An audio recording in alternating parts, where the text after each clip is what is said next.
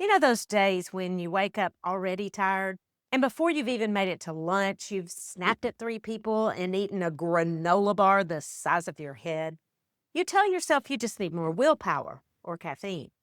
But here's the secret: the way you feel might be responding to the food you ate. And today, we're going to talk about how what you eat affects how you feel emotionally, mentally, and physically, and how you can flip that switch. Healthy isn't just what you do, it's who you become. I'm Dr. Vicky, and this is Healthy Looks Great on You, a lifestyle medicine podcast to help you reclaim your energy, your focus, and your well being. Life tested, doctor approved. Today, we're going to learn how to eat like you want to feel. And this is not about calories or carbs, it's about your energy, your mood, and your confidence. Learn to choose food that helps you feel the way you want to feel every single day: calm, clear, and confident. Have you ever had a salad that just made you feel like a saint? Until about 3 p.m. when you're raiding the vending machine like a raccoon in a dumpster. Yeah, me too. And this isn't about guilt.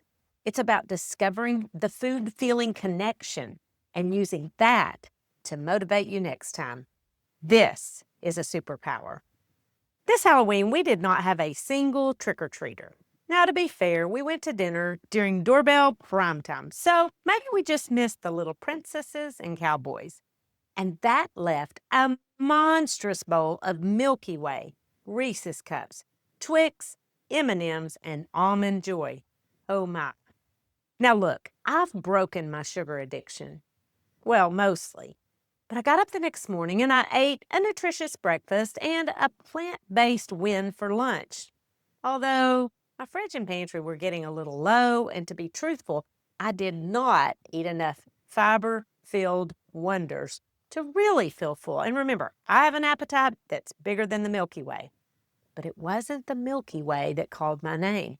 It was the Almond Joy, which is weird because caramel is my favorite treat. So I would have bet that the little bars of Twix or Snickers would have spoken loudest. But nope, it was the coconut almond chocolate that got my attention.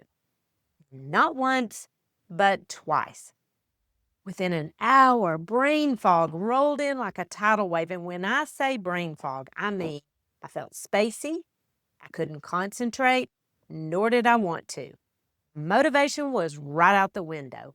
I felt sleepy, drained, and physically fatigued, with a little burning thirst in the back of my throat. Then I wanted to eat everything in sight, and that's how it started. What in the world was happening? Let's go to mini medical school and find out. When we eat sugar, it travels quickly from the stomach to the bloodstream, and the blood sugar levels spike.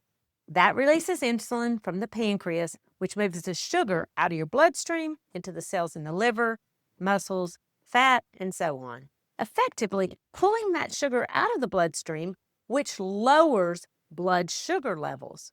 Unless, of course, you're diabetic and your pancreas doesn't make insulin like it's supposed to, or your cells are resistant to what your pancreas makes. But for those who aren't diabetic, a spike in blood sugar is kind of like climbing up on an unsteady ladder. The higher up you go, the harder it is to fall. The rapid drop in blood sugar can make you feel yuck. And yes, that is a medical term, and in this case, completely yuck. But insulin isn't the only goblin in this brain fog mystery. You see, when your blood sugar crashes, that stresses your body. And when we're stressed, our body releases the stress hormone, good old cortisol. And its job is to mobilize sugar back out of the liver. Back and forth we go, and it isn't good for us. And it doesn't make us feel good either. Cortisol spikes can trigger irritability. You know, like when that 19-year-old trick-or-treater shows up at your door and demands a second helping, and you just give them the look. On top of insulin and cortisol, dopamine gets into the action too. Sugar and chocolate give you a hit, and that triggers cravings when it starts to wear off. Plus fatigue. It's a recipe for feeling terrible, and it feels like you bought an all-day pass to ride the blood sugar roller coaster. You're not crazy, and it's not just stress. When your blood sugar spikes and crashes, your brain literally goes into survival mode, and you feel irritable and anxious and tired, all while craving another pick me up. I know that junk food isn't good food and it isn't good fuel. It's just foolishness. But what I forget is how bad it makes me feel. Now, if you can eat a donut or a cinnamon roll and it doesn't affect you, then I would challenge you to try to eliminate it from your diet for a couple of weeks and compare how you feel when you eat sugar to how you feel when you don't. Maybe make November no sugar the rest of the month. But I suspect that most people living on the standard American diet of ultra-processed foods don't even begin to realize the impact it has on your mood, energy, and mental clarity. And because this bus drives itself, you'll instinctively reach for another Coke, another protein bar that's packed with sugar, or whatever you can get your hands on. The sugar monster is hard to tame. But listen, it is not a lack of willpower. It's biochemistry. Here's what's happening inside. Your gut makes about 90% of serotonin, which is your feel-good hormone. And if you feed your gut junk, it can't make the serotonin you need. Processed foods, low-fiber foods, and sugar crashes all cause inflammation in the gut, which sends direct signals to your brain. And that's why you can't think clearly or stay calm. It's not just your personality, it's your physiology. And here's the deal. If we can just mentally connect the food we eat with the way we feel, it can motivate us to avoid the sticky mess that it creates. I mean, I have zero desire for an Almond Joy or a Zero Bar because that feeling is fresh on my mind. I'll probably slip up again, but for as long as I can, I want to hang on to that unpleasant memory because I know it wasn't worth it. Can you start eating in a way that matches how you want to feel? Calm, focused, energized, clear-headed, and productive? That version of you doesn't count carbs. That person focuses on how amazing they feel when they eat a balanced, healthy meal. As you shift your identity from eating on the go and letting a candy bar irresistibly call your name, you'll find that you can connect food with feelings, and you can leverage that to help you improve your health and sense of well-being. So if you're tempted to splurge at 2 o'clock this afternoon, think about how you want to feel at 3. Bloated or blah, foggy or fabulous. That is a mindset worth consuming. Food is feedback, not failure. Start with one simple shift. And I suggest adding fiber-rich carbs to your breakfast, like oats with berries, whole grain toast, or a smoothie. Would you like to peek into my blender? I start with unsweetened soy milk, whole grain oats, a handful of nuts, a handful of spinach, and then I head to the freezer for a half of a frozen banana. Then, depending on what sounds good, I add frozen pineapple, mango, or cherries for sweetness. And if I use cherries, I toss in a little cocoa. To up the protein game, I add frozen edamame or frozen green peas. They're really good, and you don't need a protein powder. Just put the frozen plants right in your smoothie. And unless you're eating an entirely plant-based diet, you probably get enough protein anyway.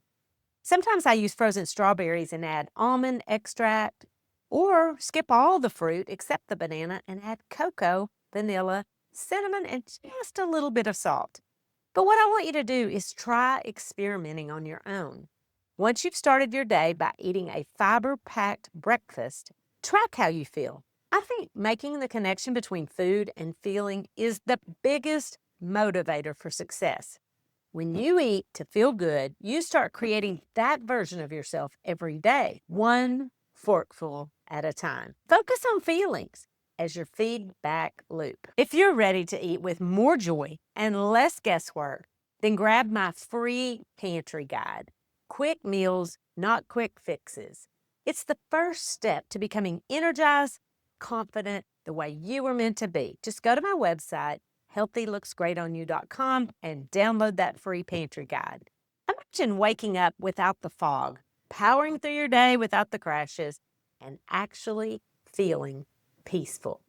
When your plate is colorful and plant-powered, your gut will send your brain a thank you note. You'll feel more stable, more focused, and happy. And suddenly that 3 p.m. meltdown just doesn't happen anymore.